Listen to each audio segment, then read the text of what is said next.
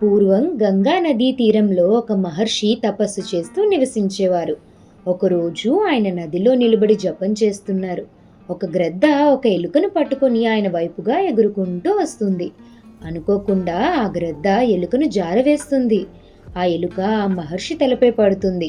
మహర్షి ఒక్కసారిగా తులుక్కు పడతారు. ఆ ఎలుకను తన చేతిలో తీసుకుని ఒడ్డుకు వచ్చి ఆ గ్రద్ద నుండి దానిని రక్షించడానికని ఎలుకని ఒక చిన్న అమ్మాయిగా మార్చేస్తారు. మహర్షి ఆ అమ్మాయిని ఇంటికి తీసుకెళ్లి తన భార్యతో జరిగిందంతా చెప్పి ఇలా అంటారు: మనకి పిల్లలు లేని కారణంగా ఈ అమ్మాయిని మన కూతురిలా స్వీకరిద్దామా అని అంటారు. దానికి తన భార్య, ఎంత భాగ్యం, తప్పకుండా అండి, ఏ లోటు లేకుండా చూసుకుందాం, నాకు చాలా ఆనందంగా ఉంది అని అంటుంది. ఆ అమ్మాయికి రాగిణి అనే పేరు పెడతారు. రాగిణిని చాలా అల్లారు ముద్దుగా చూసుకుంటారు ఇద్దరు.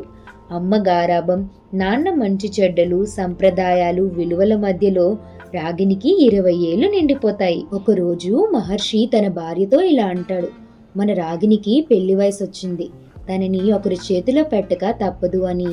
ఒకవైపు ఆనందంలో కూతురు దూరం అవుతుంది అనే బాధలో అంటాడు. కానీ మన అమ్మాయిని ఇలాంటి వాడికిచ్చి పెళ్లి చేస్తానా ఏంటి, శక్తివంతమైన వరుణ్ణి వెతకాలి అని నిర్ణయించుకుంటాడు.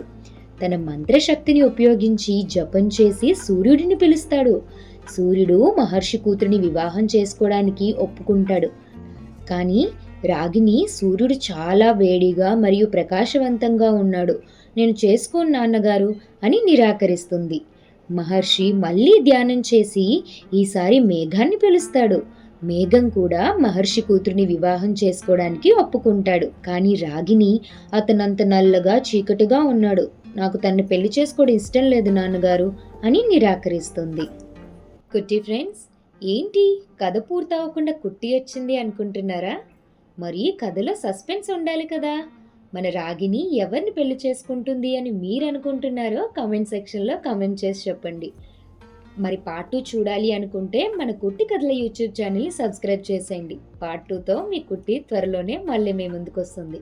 అంతవరకు బాయ్, మరి మళ్ళీ కలుసుకుందాం. కుట్టి కథలు.